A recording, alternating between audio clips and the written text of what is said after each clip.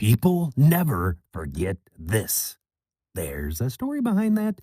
This is your daily message from Chad number 1005 to upgrade your mental game today by telling yourself a better story. Because the most important story you hear is the story you tell yourself. This message is dedicated to the unequaled Dr. Rob Gilbert. Here's the upgrade. You think it's about you, but upgraded thinking focuses on others. Here's the story. Once upon a time, there was a woman who had two boyfriends. Rob recently told me a version of this story. One was named Bill and one was named Charlie. She had been seeing both men for about a year. Now, Bill knew there was somebody else in her life, but didn't know who Charlie was, and vice versa. She never made it seem like she was having an exclusive relationship with either. She wasn't doing anything behind their backs.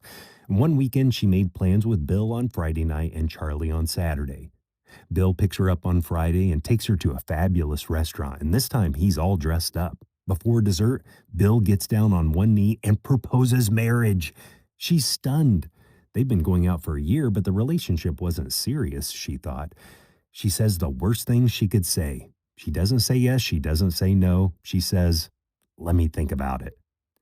Well, the following night, she goes out with Charlie, and you guessed it, the exact same thing happened. Charlie proposed marriage, and she said the same thing. She said, "Let me think about it." So in the last 24 hours, she went from single to two guys proposing marriage. Now back at her apartment, she's talking to her roommate about what happened. She calls a few other friends and tells them. She calls her parents, and they tell her to write a pro-con list, get a good night's sleep, and see how she feels in the morning. She gets a pad of paper and starts with Bill, who proposed Friday night. She spends almost an hour writing a long list of pros and very few cons. Then she starts her pros and cons with Charlie and doesn't spend as much time. She writes several things on both columns, but not as much as she had with Bill. She finally got to sleep and then woke up the next morning and immediately knew that she was actually in love with Charlie. She calls her parents and tells them she took their suggestion. So Charlie had the most positives, they said. She said, "No, actually, Bill had a much longer list, but I realized something. Whenever I'm with Bill, I feel like he's the most wonderful man in the world. But when I'm with Charlie, I feel like I'm the most wonderful woman in the world." The better story to tell yourself is, I leave an invisible imprint on every person I meet.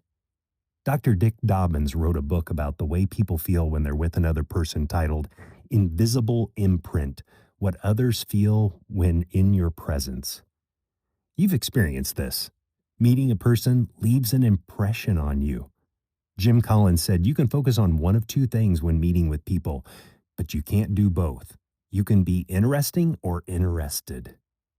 Maya Angelou said, "I've learned that people will forget what you said, people will forget what you did, but people will never forget how you made them feel."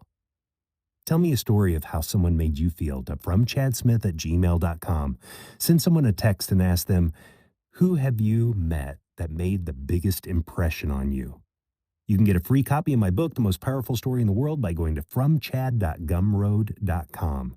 The transcript of this message and hundreds of others are always available at www.fromchad.com.